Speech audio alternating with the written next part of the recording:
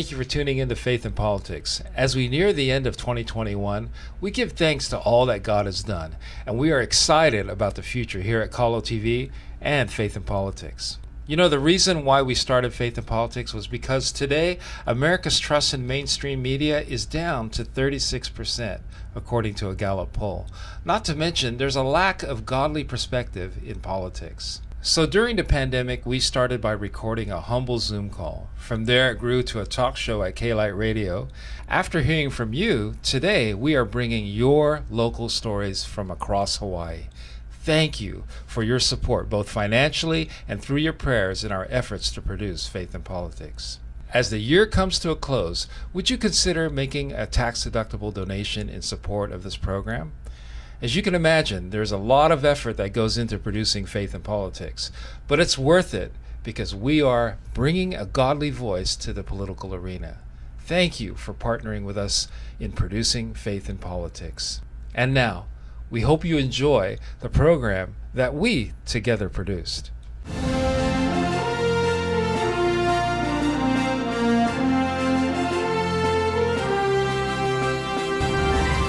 Aloha and welcome to Faith in Politics, where we aim to discuss politics through the lens of faith, both here in Hawaii and around the world. I am Brian Lau, an intern here at Colo TV, and I'm excited to have this opportunity because of your support, so thank you. In today's program, Jack Hibbs catches up with Will Witt of PragerU. Will's mission is to spread the values of freedom and conservatism across America through online content. We'll also find out what it's like to be raised in a closed communist country. Dorita O'Neill, who knows firsthand, shares her story. But first, Malala Po caught up with Leo Rodas, a Marine veteran who served in Iraq and experienced heavy combat. They talk about his experience and where that led him today. Here's his story. Leo Rodas, Marine veteran, and I totally butchered your name, so can you say it? That's okay. Yeah, Braulio Rodas. Braulio Rodas, right? Rodas. But because of that, I just go by Leo. You know, one of my best friends, he actually moved from Maui to Texas. His name is Javier. So Good. Francisco Javier. That's good. So, and his wife's name's Delia. Oh, so we always say Deli, you know. So we had to learn a little bit. Well, hey, it's great to have you part of the show. We met over at our Second Saturday location in Waimanalo, yes. And you're a part of the River of Life board. Right, the board of directors at River of Life. And so I wanted to talk to you because you're a veteran in the military, and I know just a little bit about your story. But on the get-go, this program is called Faith in Politics, right. And we really want to talk about the faith part in politics. And since you're military, and I know some of your story is that you were not a believer when you were in the military. Exactly. What do you your thoughts on the military forcing the vaccine on fellow comrades? Right. I think if I had to take a position on it, I don't agree with it. I disagree that our military has to be forced or mandated to take the vaccine. My name is Noah Sturgis Johnson. I'm a specialist in the United States Army. I am currently stationed at Fort Eustis, Virginia, as an 88 kilo watercraft operator. Due to the new order of the COVID-19 vaccine, I will potentially face separation from the United States Army, and I'm currently pending a religious exemption. My name is Stratton West. I'm a petty officer 3rd class in the United States Navy. I've been serving honorably for exactly 2 years, and I will continue to do so. I will potentially be discharged for denying the COVID-19 vaccine. My name is Lucas Jeffers, and I am a corporal in the United States Marine Corps. I have served honorably for 3 years and 4 months and will continue to do so. I have deployed to northern Syria and northern Iraq. In fulfilling my duties, I have been an FDC chief and an 81 section leader. I will potentially be discharged for refusing the COVID-19 vaccine. My name is Holly Mulvihill. I am a staff sergeant in the United States Marine Corps. I have served honorably for 10 years and 2 months and will continue to do so. And there is a potential that I will be getting discharged for denying the COVID-19 vaccine. I'm Courtney Tutela, Staff Sergeant in the United States Air Force. I've been serving honorably for the past 5 years and 3 months and will continue to do so. I will potentially be discharged if I do not get the COVID-19 vaccine. My name is Chase Lauderdale. I'm a Lance Corporal in the Marine Corps. I have served honorably for 2 years and 6 months, and I will continue to do so. I am potentially being discharged for refusing the COVID-19 vaccine. My name is Nancy Steele. I'm a Staff Sergeant with the United States Marine Corps. I have served honorably for 12 years and will continue to do so. I will potentially be discharged for denying the COVID vaccine. I am James McCarthy. I'm a Lance Corporal in the United States Marine Corps. I have served honorably for 1 year and 9 months and will continue to do so. I will potentially be discharged for denying the COVID-19 vaccination. And again, this is coming from a background in which I had to take different vaccines, especially in prep work for our deployments. That's a bunch of different ones, but that was when, which one was that? This is in 2005, 2006. Okay. So I had to get the anthrax, like the battery of the anthrax vaccine, which is different doses. Likewise with smallpox, the different vaccines that I had never been exposed to, right? But aware that we're going into theater where possibly there's these different biological chemical agents that can be used against us. And so that at that point, you kind of reconcile that and you say, okay, fine, I'll take this vaccine. However, I think this is a different scenario with COVID-19, right? And so that's why I'm hesitant to say that it's okay. I don't think so. I think it's okay. The military has a whole different animal when you're signing up for the military, right? Your contract is to the military. Exactly, right. So you're essentially, and we joke about it in the military, but you're pretty much signing your life away. And that includes your social media life, right? I've seen some things where you really can't really go out of bounds. They can really do things to you, right? You know, Malala, this is something else that I have a lot of tension with. I don't see why certain people like certain military members who have created these videos just opposing the vaccine have gotten so much backlash from their chain of command. It doesn't make any sense to me. Now, I'll be completely honest with you. There is a degree of what's called operational security that needs to be acknowledged. All that means is that if I'm deploying to, say, Iraq, and I know I'm going to be in Baghdad, I'm not going to post that on my social media saying, hey, I'm deploying in 5 days to this location. That's operational security. You don't want to expose anything, any intelligence like that, because that can be used against you. So there's things that we need to acknowledge, right? But in social media posts about my personal views or personal views regarding the vaccine, I just can't reconcile why the chain of command has so much power. And even I think there was a Marine captain who was put in the brig, right, for posting something on I think it was Twitter or whatever it was, whatever platform it was, just expressing himself. It seems like the social media police and the political piece have made the vaccine and everything else a political issue. That's what it seems like to me. Would you agree that that's true within the military right now from what you're hearing? Obviously, you're not in the military today. Right. But from what I'm hearing, I still have a lot of friends that are, active Marines. And so, yeah, it's being used as a very sort of divisive mechanism right now, which, again, to me is really problematic because we can't be doing that with our military. If anything, like we've done in the community here, we understand that there needs to be a spirit of oneness, of unity.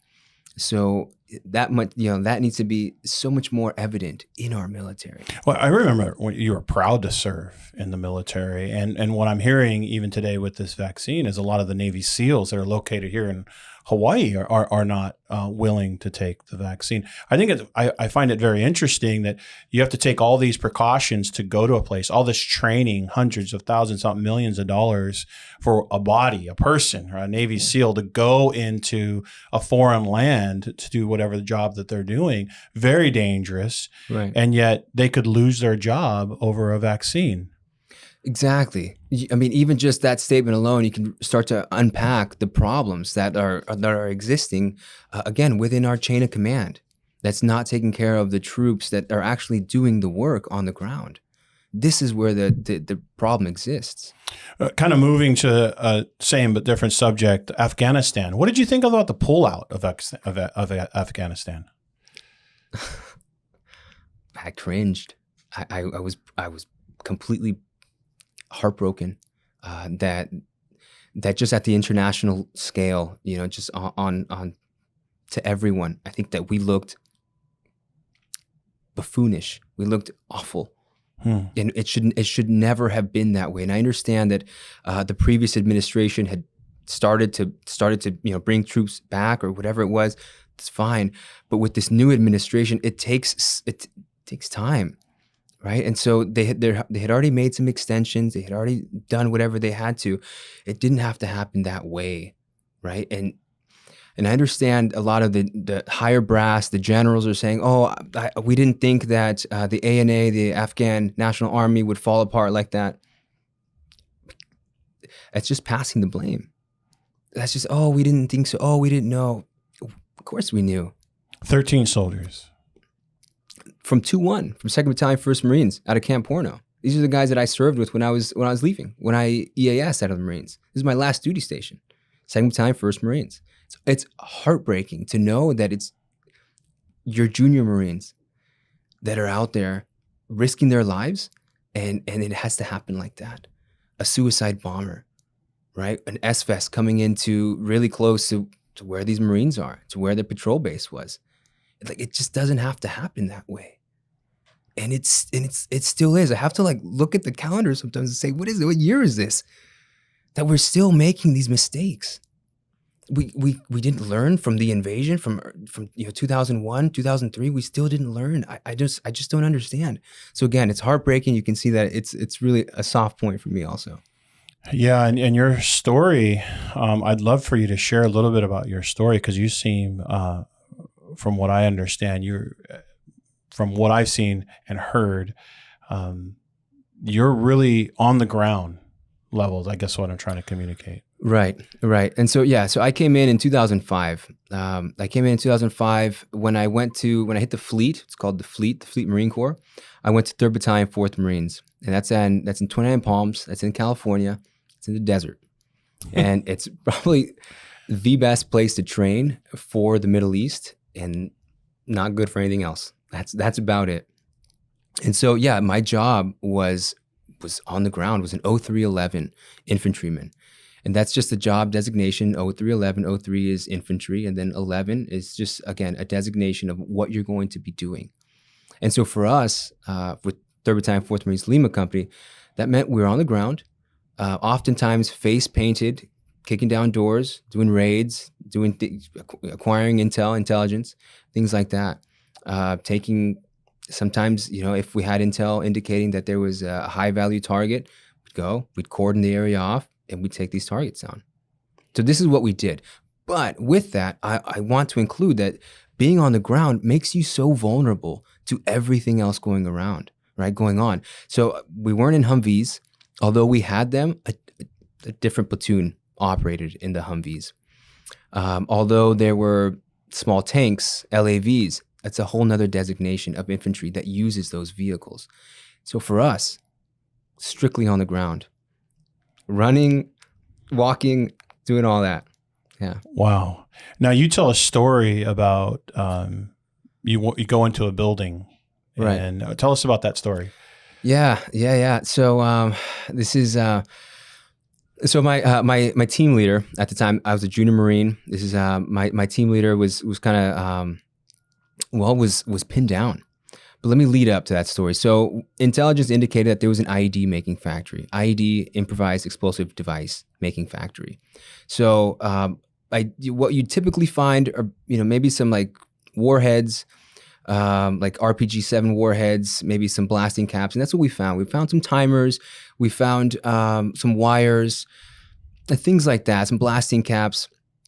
But it just didn't add up because intel indicated that this was a full-on factory of things going on. It didn't seem that way. It was really empty. And so when we were clearing it and started getting shot at, we realized we'd been set up. Wow. So you were being shot at. Right. So we start clearing the house, and we're there maybe a few minutes. We're clearing it, and then we start to take just like medium machine gun fire, right? And so quickly you start to ask yourself questions. Where is it coming from? How fast are the bursts? What type of weapon are they using? RPK, PKC, different types of weapon systems that they might have. And so that way you can kind of determine what your response is going to be. And so I hear my name, Rodas, being called out. It's like, oh, that's Coots. His name is Joseph Kutsera. It's like, oh, that's my team leader. I know that. I know him calling me. And so I run over, and it just sounds like he's in trouble. It sounds like he's in distress. And sure enough, he had gone into a room where there was kind of like an open window looking into the room. So if I can try to paint this picture, there's a doorway, room on the wall on the right, window on the far left, and he's all the way into that back corner. So he'd gone in to clear it, and when he was in there is when apparently the enemy saw him in there and started lighting him up. And so when he's calling out to me, I run up to the room he's in, and I'm at the doorway, and I mean I can see the 7.62 rounds, the machine gun rounds hitting his chest, and he's just taking rounds to the chest, and again how do you process that, right? And so I cut that left corner. I identify where the rounds are coming from. I see that window. I see where the enemy's shooting from, and I just start to take shots. Try to take shots on that like machine gun nest. Sure enough, there's a lull in that fire. I jump across. I grab him, and we fall together outside of that doorway. And we're looking for, like, I'm ripping his flak off. I got the corpsman's running in. And there's not a single round, not a scratch on him, nothing. And but when I watched it happen, I can visibly see his shoulders rocking back and forth. Like I see the rounds impacting his chest. And so, and I know this is perhaps another conversation, but just like where faith comes in, like how do you reconcile that? Like I know what I saw, but then here I have he's alive. Instead, he should be bleeding out in my arms, but instead we're both shocked that he's alive. So again, this is that's that story. That's amazing. And I'm sure that happens all the time. All the time. We just don't hear it like that all the time. And we've invested a lot of time and energy there, and a lot of soldiers have passed because of that time. So I'm sure it's just gut-wrenching to see how we pulled out, not that we pulled out, but how we did, and losing 13 soldiers, that was difficult. And then to hear your story and how many more could be, if not already lost for the fight. You're watching Faith in Politics. Stick around as we continue our conversation with Leo Rodas. We have a mission here at Calo TV. We continue to be the only local Christ-centered media outlet in Hawaii. God has planted this station to nourish believers and to harvest souls for eternity. It's a calling we hold dear, and today we need your help. Partner with us as we continue to create original local programs. The church needs to just stick to the scriptures. Right. She was like this as a little girl. Running around? Yeah, running around, yeah. Showcase solid biblical teaching. We reach more people in one day with the broadcast of the gospel. It's music to God's ears. Improve our infrastructure, and influence social media. Are you willing to labor with us for Hawaii, for your ohana, for the next generation? Go to calotv.com and partner with us today. Welcome back to Faith in Politics. Let's continue our interview with Leo Rodas. When did you come to know Jesus? I came to know Jesus at a really tough time in my life. It was 2014. Relationships were crumbling. Family was falling apart. My health was deteriorating from injuries related to being in the Marines and ignoring certain things my body was telling me. And so I was at the VA Tripler. I was in a wheelchair. I had just gotten some surgeries done on my abdomen. And I was just in a really bad place. And just mentally thinking of becoming another statistic, becoming another 22 a day. And so someone was walking past, going into Tripler. He had a book with him. He just kind of put it in my lap. I was already kind of in tears. He said, "Read the red." So I was like, read the red. What is that supposed to mean? And so I opened it. I opened up this book. I opened up the Bible, and I started looking for where it was red. I got to about the 5th chapter in John, and I was just completely undone. I just asked the Lord into my life. I said, okay. I didn't know our chaplains when I was operating. I know my mom had been praying for me when I was deployed. I know certain things from my childhood, but I had never given my life to Jesus. I had never made him my Lord and Savior, right? And so it was then that, again, I asked him into my life, and I surrendered. I surrendered my life over to God, and I started to see a change. I started to notice that my body started getting better thereafter, months after. Physically. Physically, my body started to get more resilient.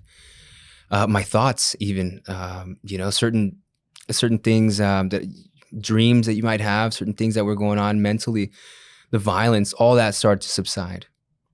And not that it's completely gone today, which is why I say I still need Jesus. But that's kind of like when I met Jesus, and I just started to really see his power in my life. And you have a real heart for people like you that are hurting and so on. And you're now going to school for what? Right. So I'm at HBU, Hawaii Pacific University. I'm a MSW candidate, which is a master's in social work candidate. And so my emphasis there is to work with active duty military and veteran families. So again, just because I've been there, because I've been how I call it the ringer. I've been through the ringer. I've been through it.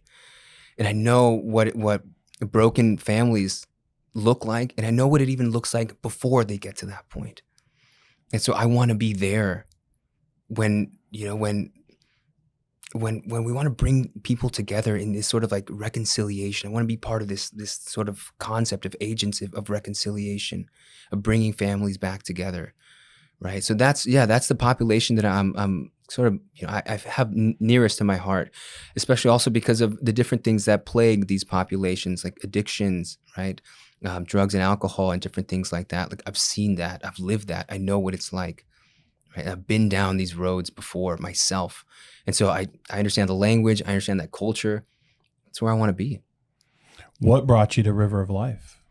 That's funny. That's a good question. Let's see. It was actually a men's group. It was a Bible study with a good friend of mine. And I was just letting him know about what he called the Jesus moment. Right. So, hey, one time over this past week when you saw Jesus present in your life, and it was right off of Kalakaua Avenue, there was a homeless man who was outside of our building. We have a low income elderly, it's a kupuna building. And homeless guy, he's got these sort of like scratches and open wounds on his legs. And so I went out with my med pack, and I helped him. I saw him. I didn't shoo him away. I didn't call the police on him like the rules say we should. I just wanted to see him as a person. And so I took care of him. I cleaned him up. I cleaned up his wounds, much like back in combat. I cleaned him up, patched him up, and without me having to tell him, hey, you got to go, he left on his own. Gave him some water. And so I was sharing this story with the men's group. And one of the guys in the group is also a board member with the River of Life. He's like, oh, you got to come down. You got to come down and interview with us and tell us more about yourself. And so I did. I went down. I started to volunteer. I started just to give my time, right, and to walk with other people, other homeless people, homeless, houseless people down there. And they loved me. I met with Rand. I met with the board. They loved me. They asked me to say a few things. I said some things, and then they about a week later they said, "Okay, you're in." So that's how I became involved with the mission. And then we met over at our second Saturday. Right. Every second Saturday of the month, we go and we serve a community, and our community that we've kind of adopted is Auntie Blanche's place over in Waimanalo. What are your thoughts? Tell some of the viewers what you saw there, that maybe they can be encouraged to come out and join us. Yeah, absolutely. So I saw just like this the importance, right, of community, the importance of coming together for the purposes of life itself. There's farms there, beautiful plots of farms. There's papaya trees. I love anything that grows, fruits that grow. I'm huge into lilikoi and things like that. And so what you'll see there are these beautiful farms. You'll see just like a homeless encampment, right, with tents, with structures. You'll see smiling faces. You'll see transformed lives. It's really something that it's kind of hard to describe, because you just have to go see it and walk it and feel God's presence there. It's kind of emanating from the soil. Yeah, it's amazing how much it has grown during the pandemic there, from just tents on the ground to now structured homes and a piece of property that was really rugged, and now it's pretty flat, and we're growing all kinds of fun stuff. So for those viewers that want to come out and plow the land with us, they need to come out there. So as we're closing, we're a huge supporter of the military here. We want to honor them as much as we can possibly do, and having men's groups and meeting with a lot of people here in Hawaii, because it is the only land in the Pacific, right? Right. That's the U.S. So what would you say, as we're closing here, what would you say to the military out there, personnel that's really struggling right now? What would you encourage them? That's good. Let's see. I would encourage them to just to read more, to just lean into Scripture. I know that my chaplain at the time really wasn't there for us, for our unit. And so we lacked a lot of those sort of voices that would encourage us to kind of step outside of what our norm was. I would encourage them to just, maybe take a break from drinking and partying for one weekend, and just kind of lean into the Word a little bit, to come together, to try to set up groups online if they have to, where they can talk about these things. Right, where they can really develop more camaraderie, because as COVID-19 has kind of separated us, the military needs to build that so much more. And so I would just encourage them to try to grow together more in unity, try to develop that a lot more. Finally, I've had a couple of viewers that are in beds at Tripler right now. And they thank Kalo for being on, so they have a place to find hope and an encouragement. Will you just say a word for them in that camera over there? Yeah. Okay. Sure. Hey, I was recently reading Lamentations chapter 3. So if you do have your Bible with you, open that and just take a look at what that prophet is saying there, and let that sink in. Let that, just reflect on that. And know that God is with you. Even though sometimes it may not seem that way, He's never going to leave us, never going to forsake us. He's always going to be there. So let that kind of grow in our hearts. And let's be that for everyone else, for those around us. Thank you, Leo. Thank you for being here. We're praying for you. If you're one of those guys in bed, and we're hoping that you reach out to us, give us a call so we can encourage you more. Leo, thanks for coming. Can we do this again? Because time went really fast. Yeah. Appreciate it. Yeah. Thank you for your service. Insightful conversation with Leo Rodas. You're watching Faith in Politics. We'll be right back. Nobody delivers good news to Hawaii like Kalo TV delivers the good news, because we're the only local Christian TV station that's right here on island with one singular mission: to take the message of Christ even further. What is our mission? You, the body of Christ, encouraged, growing, empowered. Come and join us. Can't wait to meet you. Help us spread the good news. The only thing missing is you. Come on out! Kalo TV, broadcasting aloha 24/7. Welcome back to Faith in Politics. What if your reality is to live in a closed society where you have no rights, your food is rationed, and the only thing you're allowed to believe in is your government? Is America heading into that direction? Dorita O'Neill, who grew up in this kind of culture, shares her story. I have been here in the United States for about 20-something years, and I came from Albania. a really tiny little country north of Greece and surrounded on the other side by what is now known as the former Yugoslavia. So Albania was a fully communist country, and it was actually back in 1945, right after the war, Albania decided that they were going to align with the communist views of the former USSR, so the Soviet nations. We were not part of the Soviet countries, but a lot of people did think that we were part of them just because of our ideology. And so when they started to align with the West, then we decided that we were going to break relations with them, and we were going to align ourselves with communist China. So going from bad to worse, then we decided that we were going to have our own brand of communism. And that was even more extreme, so to speak. We completely isolated ourselves. We were one of the few countries in Europe that nobody could come freely into or could get out of the country. The TV, radio was very much controlled. There was a lot of propaganda being taught in schools and everywhere you went. And the whole mindset was that if we don't have it, we can go without it because that makes us more resilient. And that was the party's way of keeping the population from revolting, I guess. You know, the majority of the population was very poor. I grew up to lines, food lines and gasoline lines, and we had ration foods. Like, we were a family of 4, so we could only have, let's say we could only have 10 eggs per month for a family of 4, or we could only have like 1 pound of butter per week for a family of 4. So everything was rationed. Everybody kind of looked the same because we had the same type of fabric, and everybody kind of only had like 1 pair of shoes.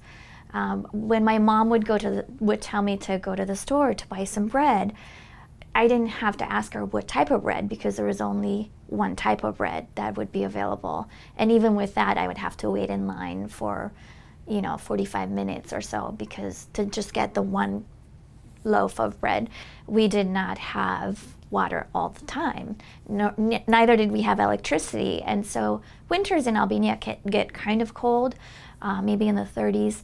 So you would be freezing in the wintertime. Entertainment-wise, we only had 1 TV station, 1 radio station, and they were all controlled by the party.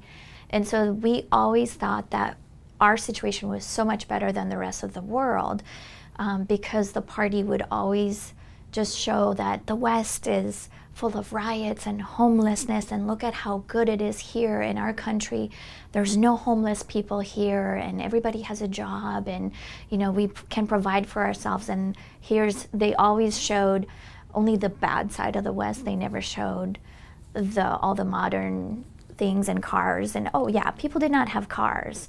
We just walked everywhere, or we took the bus to places. So the whole Marxist ideology of religion is opium for the masses, that was the idea that was thought of there. And they did not align themselves with any type of religion. They actually persecuted. They just kind of killed all the mullahs and the clerics and any of the priests, and they destroyed all churches or mosques. So we grew up in a full-on atheistic society. We were taught that you die and that's it. There's no heaven or hell. You just cease to exist. And the whole idea of ceasing to exist was extremely terrifying to me as a young person. And so I just thought that at 16 years old, by the time that I get older and I'm closer to dying, then science will probably have come up with some medicine of eternity. And so I sort of placed all of my faith and all my trust in science. And I thought they'll come up with a medicine of eternity. Well, my family and I were at the beach just hanging out, and this was in 1992, and there were some foreigners that were at the beach, and my mom said, well, you've been learning English all these years, let's go and you can go and practice your English with them. And she just kind of dragged me to talk to these 2 ladies, and when I started talking to them and they said, we're here and we're here to tell people about Jesus. And I was like, who's Jesus? I'd never heard of Jesus or didn't know who he was or what he had done. But as they were explaining some more about, if you have Jesus in your heart, then he will give you eternal life. I said, eternal life? That's the key. That's what I've been looking for. And it was just like the Lord had created that emptiness in my heart. And that was the thing that really appealed to me. And they were talking about, you being a sinner and you need Jesus. And I was like, what do I have to do? I didn't care about the sinner part. I was like, oh, yeah, how bad can that be? But I'm like, but tell me about this eternity thing, and how can I know for sure that this is all I have to do? And that was the key for me. The hearing the eternity bit was like, that's what I want. That's what I've been searching for. It's very upsetting to me to see the United States heading in this direction that it's heading. Because I see all of these restrictions and mandates and losses of liberty, of personal liberties that are very terrifying to me as somebody that has lived under communism and socialism and going to school for a regular day of school, and then the Department of Health coming, and without my parents' notification, they would come and immunize all the children in the school while we were just supposed to go there to get taught math and English and whatever.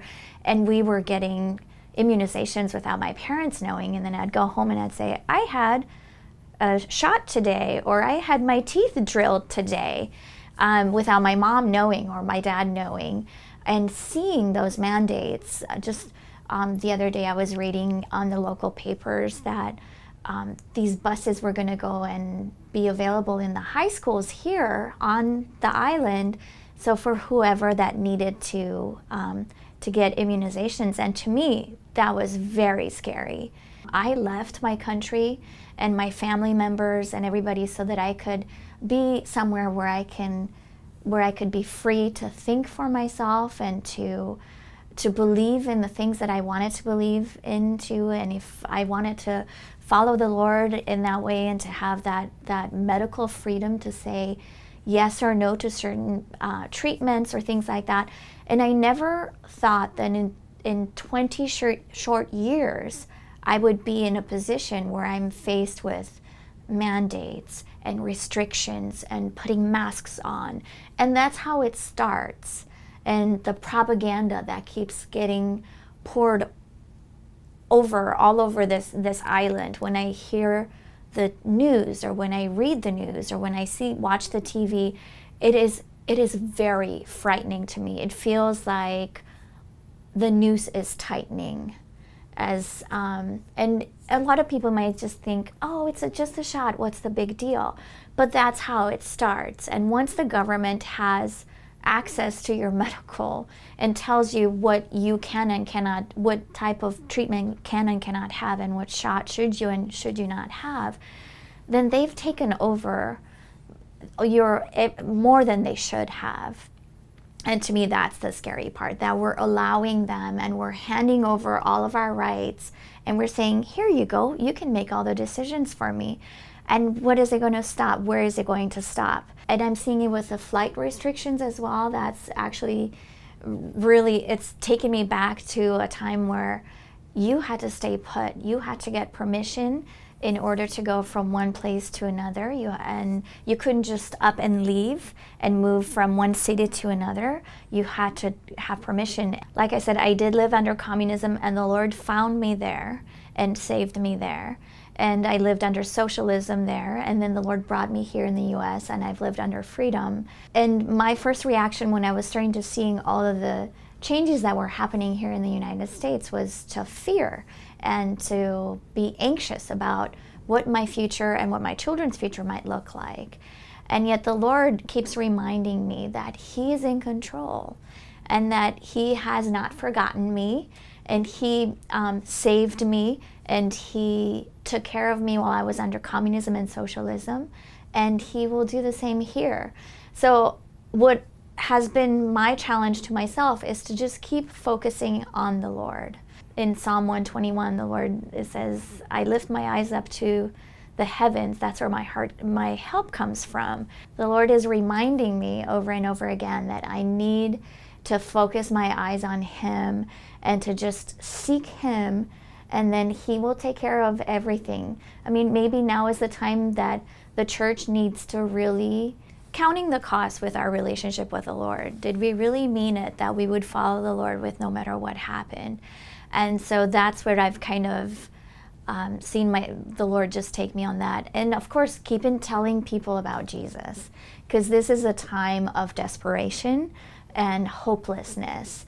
And so this is the perfect time to be telling people that, hey, I have hope, and my hope is in Jesus, that my hope doesn't come in government, my hope doesn't come from the vaccine or mandates or anything, but my hope comes in Jesus and from Him alone.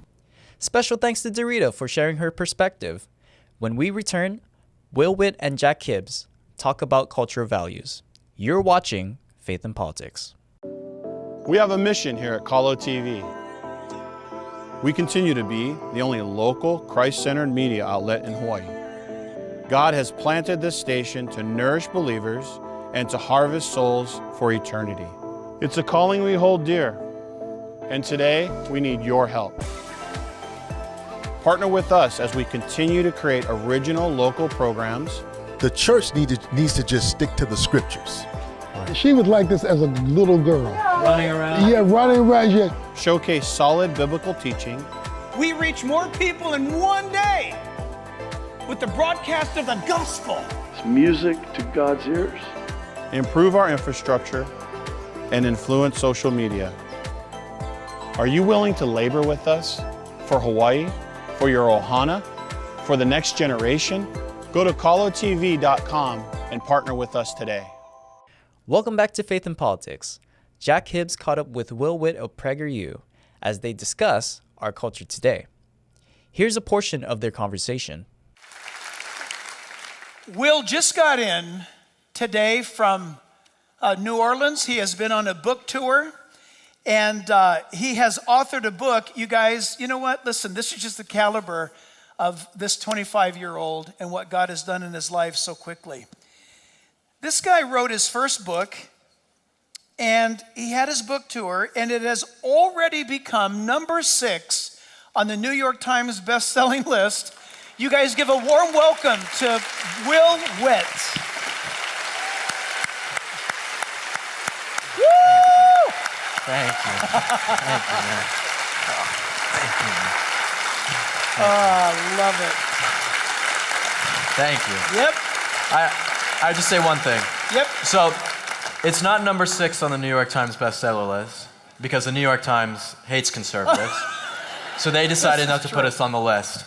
But we got number 6 best-selling book in America, which was incredible. So it was very There cool. you go. Very Okay, cool. thank you. Yeah, thank you. Very, very good. Yeah.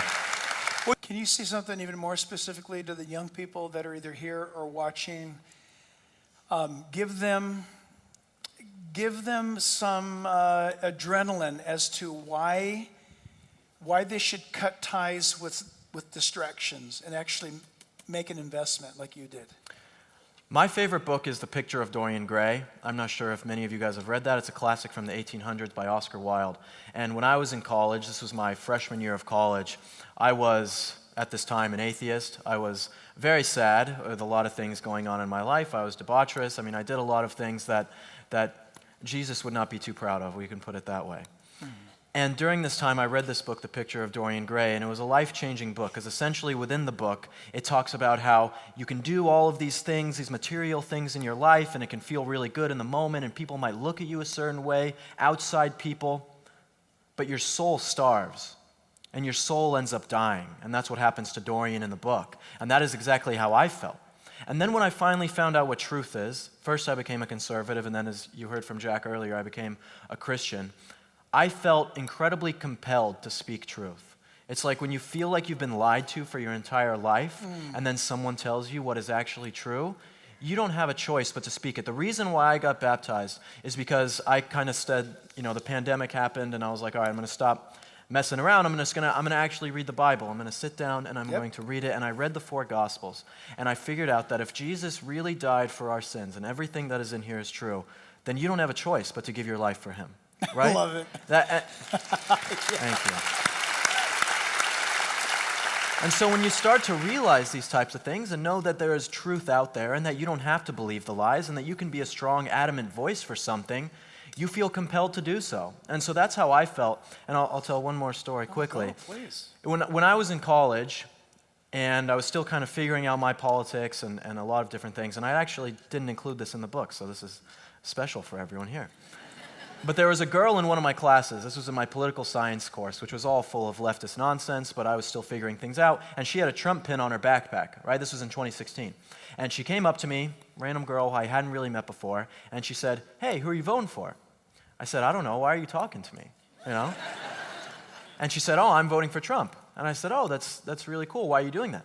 And we got into this whole conversation about why she's voting for Trump and about what I think, and I didn't know a lot. But then after she talked to me that day, I went and did a ton of more research on my own and found out that, wow, the world is way different than I thought it was. Wow. Things are way worse than I thought they were, right? And so it was like, that girl then got me in touch with Turning Point USA and PragerU and the Leadership Institute, all of these different organizations that then led me to where I am now. If it wasn't for one girl being adamant about her opinions and being brave to come and talk to me about these things, there is no way I would be up here on this stage talking to you right now. I wouldn't have had this book. I wouldn't have done any of the things I do. That is so great. Thank you. Man, that's an encouragement. I mean, it's like that old saying that not everyone can help everyone, but everyone can help someone. You have no idea who you can influence. You have no idea. The person who you might talk to about your faith or your politics or the culture just at large could be someone who you completely changed that person's life. I know my life was changed. I'm in many ways a totally different person than the person I was before, reborn in a sense. That's because someone decided to have that conversation with me and be brave. You can be that person. What do they need to be awakened to? I think nihilism right now is incredibly present in our generation. I think in my generation specifically. I think that social media has done a lot of harm with that. I think that it's made people incredibly vain, and when they're obviously constantly comparing themselves to other people, they don't feel like they are good enough, and so they think that things are meaningless, which is really sad. Christianity has also declined in the West, and so they no longer have that. I mean, church service attendance is way down. Christianity is going up in other countries, but it's declining here in America and throughout Europe, and so that as well. It's a tough situation because it's like, we were talking a little bit before about personal responsibility. Yep. Jordan Peterson's entire mantra can basically be solidified down to 2 words, personal responsibility.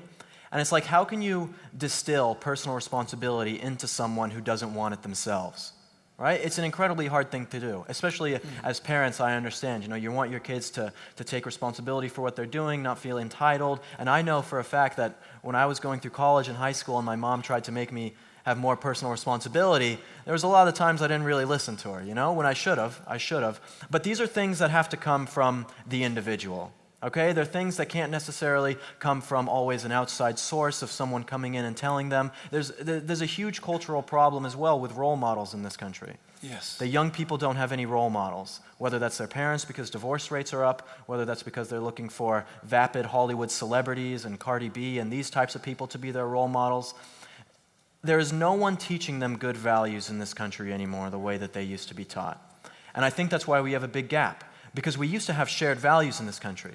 That even if you were a Democrat and I was a Republican, that's right, we could still get along and say at the end of the day, America's a great place. I love the founding of this country. I don't want to be anywhere else, right? That's what we used to have. But there are no more shared values because the young people in this country are not being brought up with those same values anymore, because the left wants to destroy all of those values. The godless wants to destroy all of these values. And so we are fighting not a war of politics that I think a lot of people think we're doing right now. We are fighting a war of values. And that is the main purpose of what we need to do. Yeah, really well said. Thank you. Well said.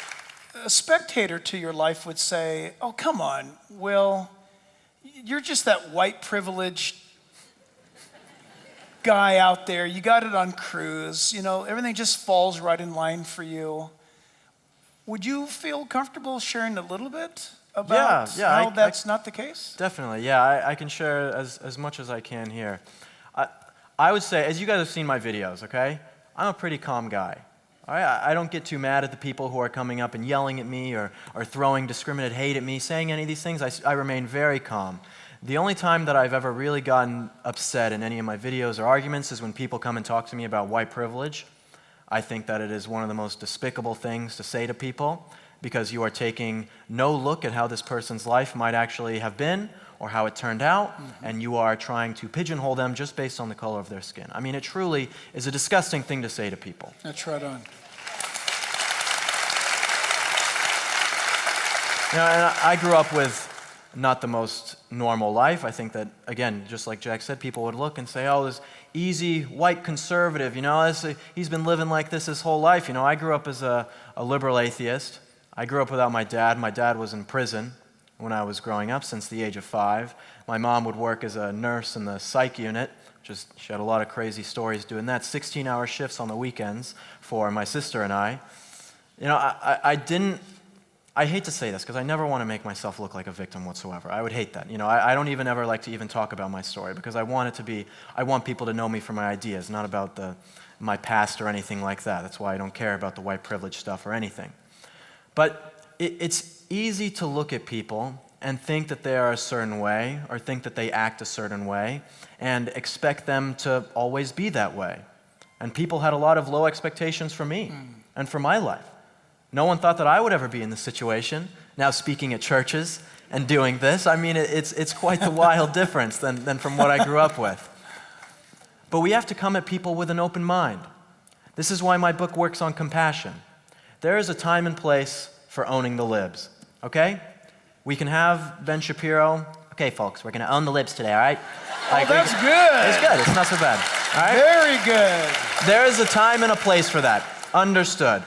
But when we are talking to people on an individual basis, the way that we change minds is through humility, by knowing that they might have something that they can teach us too, and through compassion. And that's through asking questions to these people. And when you do that, you will find that you have a much better success rate at actually talking to people than just trying to berate them with facts as quickly as possible. Have an open mind. I mean, since the beginning of the pandemic, I've read a lot of different books, and I've talked to a lot of different people, and my political views have shaped wildly. I mean, there are even some things in this book that I now have read, because I wrote this about a year and a half ago, or a year ago is when I finished, and I'm like, man, I wish I would have put all these other things in there, you know, that I now believe. But, you know, that's life. That's powerful. Talk about having a purpose, and it's purposeful enough to take a risk. I guess you've mentioned values.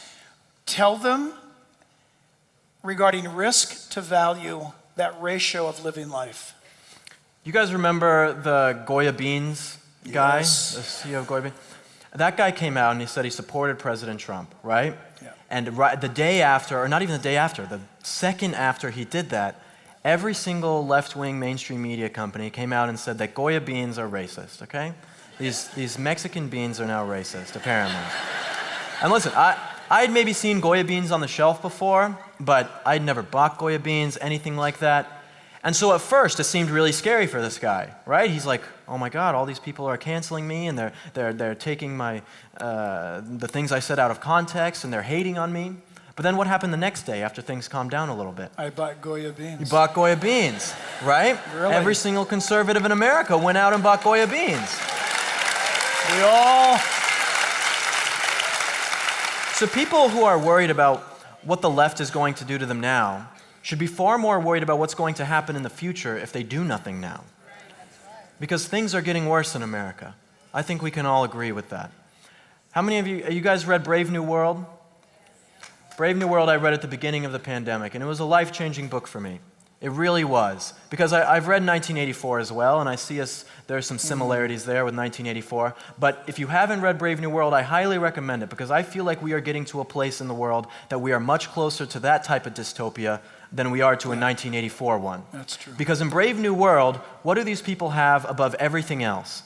They have comfortability. They have a comfortable life where they are safe. They have soma, which is this drug they take, which makes them feel a little bit high and easy. They have no families. They have sex with everyone. That's what it's like in the brave new world. And to me, it seems very congruent with what we are seeing in America today. Because people have put aside risk-taking, they've put aside a passionate life, or being someone brilliant and articulate and wonderful, and have said, I'm going to choose a mediocre, safe life instead of doing something incredible. And that's where we are in America today. And I see this not just with people who are on the left, I see this with conservatives as well, who say, I don't want to speak out because it's just much easier to not speak out, right? Of course it is. You keep your job. You don't have people hate you for it. But you end up trying to impress all of these people. You end up impressing no one, and you definitely don't impress God. When you lie to yourself and you lie to everyone else that's out there, and you don't live a brave life, then America will really be lost. America was made by brave men who decided that they had a difference of opinion than what was going on. I mean, think about it. Have you guys ever heard the term 3%ers? Thank you. 3% is essentially... I got 3% of the people clapping for that one. 3%er essentially was 3% of the colonists in the revolution actually fought in the revolution. Okay? That is a very small group of people. Think about the founding fathers, all right? This is a very small group of guys who said, I have this radical idea to go away from the British Empire and start our own country and do something incredibly radical and different. It is because of unpopular ideas that America was possible. That's right. If it wasn't for people having unpopular ideas and living risky lives, the West in America would never have existed. Great stuff. You can catch the entire conversation on Colo TV. Let's take a look at the latest headlines around the world. We begin in Virginia, where alleged sexual assaults by a transgender student in 2 Loudoun County schools have parents up in arms. Amid accusations of a cover-up, they're calling for the school superintendent and several school board members to step down. Parents are also fed up with the teaching of critical race theory and with explicit sexual content in school library books. Tara Mergener has the story.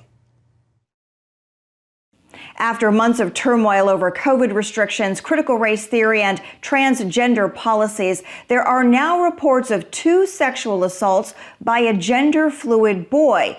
The county's new bathroom policy and a recent change to state law are back in the spotlight. Superintendent Scott Ziegler apologizing after 2 girls reported the sexual assaults on school grounds. I am sorry that we failed to provide the safe, welcoming, and affirming environment that we aspire to provide. According to the Commonwealth's attorney, the same teenager is accused in both incidents that happened months apart at different Loudoun County high schools. In one, the attack took place in a girls' restroom. The alleged attacker allowed access by the school's transgender policy. Scott Smith, father of that victim, is suing the school system after being arrested while trying to confront the board at a recent meeting. The whole thing was handled poorly.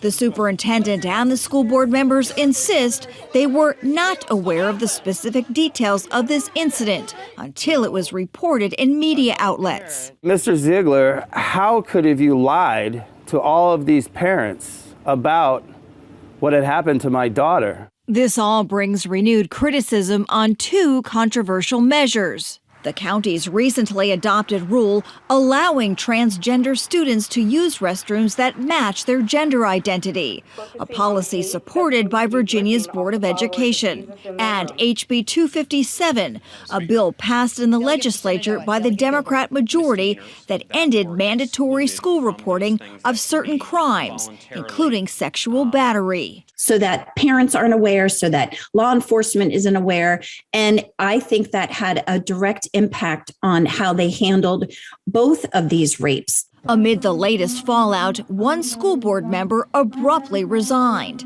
and there are new calls for the superintendent to step down. His false statement on June 22nd and his failure to keep an alleged assailant out of school are far worse and merit immediate termination. Tara Mergener, CBN News. Thank you so much for watching Faith in Politics. As always, this nonprofit program exists because of your support. We cannot do this without you, so please consider donating. We want to hear from you. What are your concerns? Please be sure to send us an email. If you're watching this on YouTube, be sure to like, subscribe, and hit that notification bell. I am Brian Lau for Faith in Politics.